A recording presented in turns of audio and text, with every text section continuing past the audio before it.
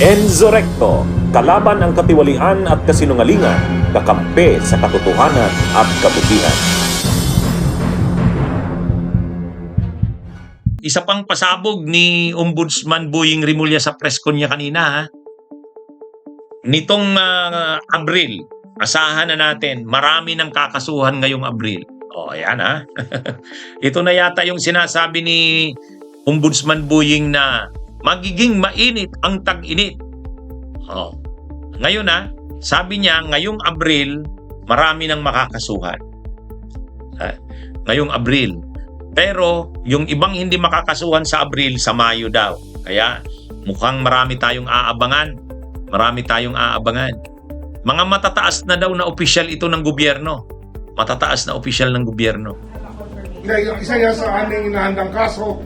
Marami pong kaso na lamang lumabas na ngayong Abril at marami pong lalabas na kaso sa Mayo. At hindi lang po malversation, kundi plunder po ipa-file na namin. Plunder cases will be filed by this office against high-ranking people very soon enough, by the month of May. Actually, sila Joel Villanueva, sila Jingo Estrada, sila Manny Bunuan, yung dating DPWH secretary. Ano na yan mga advanced stage na yan ng investigasyon. Tapos na yung preliminary investigation sa Kamara ay sa DOJ diyan. Tinurn over na yan sa Tinurn over na yan sa ombudsman. Kaya for filing na yan. For filing na.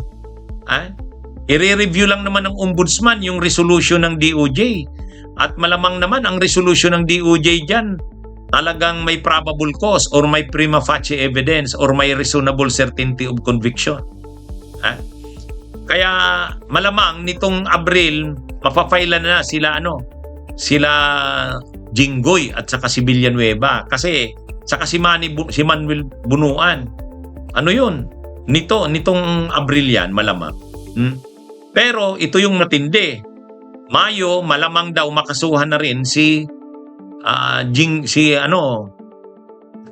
Martin Romualdez at saka si Chis Escudero. Actually, yung press con, wala naman yatang planong magbanggit ng mga pangalan si Ombudsman Boying. Walang planong magbanggit. Kasi kung i-anunsyo mo ba naman, nakakasuhan mo si Martin Romualdez at saka si Chis Escudero, magpi-press con ka na para lang doon sa announcement na yon. Nasabi yun ni Ombudsman Boying sa last part na ng press con Anyway, in the same light, I'd like to say that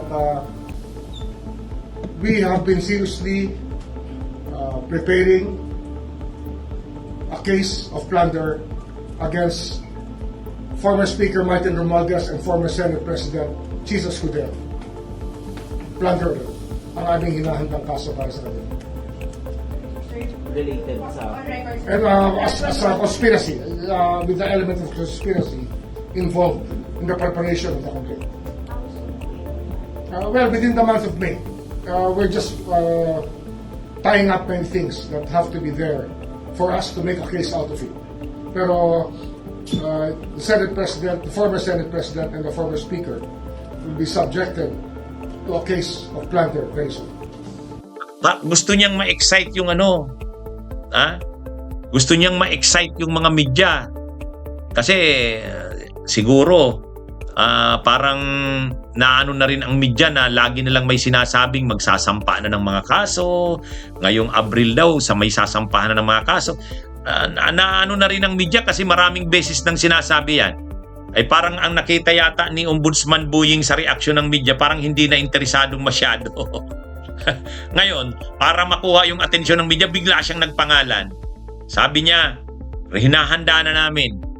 Posible ng kasuhan sa Mayo si dating Speaker Martin Romualdez at si dating Senate President Chis Escudero. Biglang nabuhay ngayon yung media. Biglang nabuhay ngayon yung media. Imaginin mo pangalanan si Chis Escudero at si si dating Speaker Martin Romualdez. Medyo medyo bigla yung pagkakabanggit na yon ni Ombudsman Boying Rimulya kanina. Kaya matindi yung mga pasabog kanina ni Ombudsman Buying. Ha? Yung hindi niya, nung una wala naman siyang pinapangalanan pero sa latter part na, dun sa patapos na, parang yung media hindi na masyadong interesado. Kasi sabi ni Ombudsman Buying, sa Abril, bangan nyo, nitong kalagitnaan ng Abril, may mga kakasuhan na. Pero sa Mayo, mayroon din. Sunod yan, yung iba sa Mayo na. Plunder, sabi niya. O kaya lang, parang hindi naman interesado na ang media kasi wala namang pangalan na binabanggit. Bigla niyang binanggit ngayon si Romualdez at saka si Chis Escudero. Nabuhayan yung media ngayon. Scoop yan Scoop yan. Pero, sana sa pagkakataong ito, tutuhanin na yan ni Ombudsman Buying. Kasi talagang nag-i-expect yan ang mga tao sa sinabi niya na yan. Ito? Aasa talaga dyan ang taong bayan na may kakasuhan siya ngayong Abril. Hindi niya man pinangalanan pero sa tingin ko itong Abril sila Jinggoy, Joel Villanueva at saka si Manny Bunuan. Kasi dumaan na yan sa preliminary investigation ng DOJ. So mahaba-habang proseso na rin ang pinagdaanan. Medyo nga talaga mahuhuli itong kay Chis saka si Romualdez kasi medyo nahuhuli ang investigasyon yan Pero kung totoo yan, bakit kaya biglang sineryoso si Chis saka si Romualdez? Kasi parang nitong nakaraang mga araw, kung mapapansin, parang pinoprotektahan si Romualdez at saka parang si Chis Escudero, ina-absuelto pero ngayon, biglang binanggit ni Ombudsman Buying. Kaya, medyo mabigat ito, mga kabunyog, mga kababayan. Mabigat itong, itong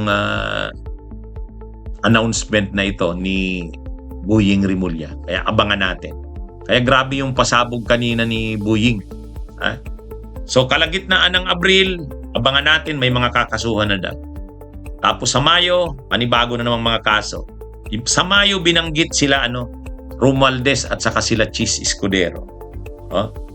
Yan, mga kabunyo? Ito?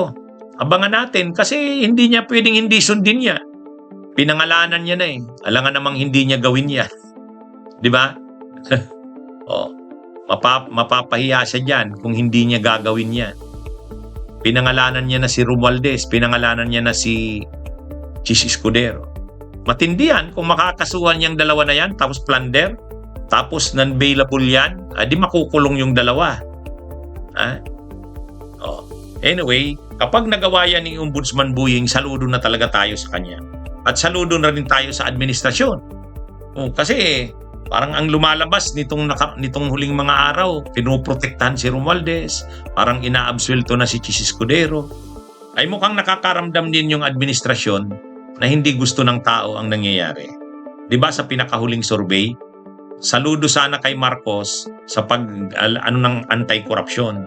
Kaya lang napoprostrate na parang yung mga malalaki hindi na panagot. Okay, abangan natin mga kabunyog, mga kabayan. Mabuhay po tayo. Bunyog, bunyog, halikan na kasama ka.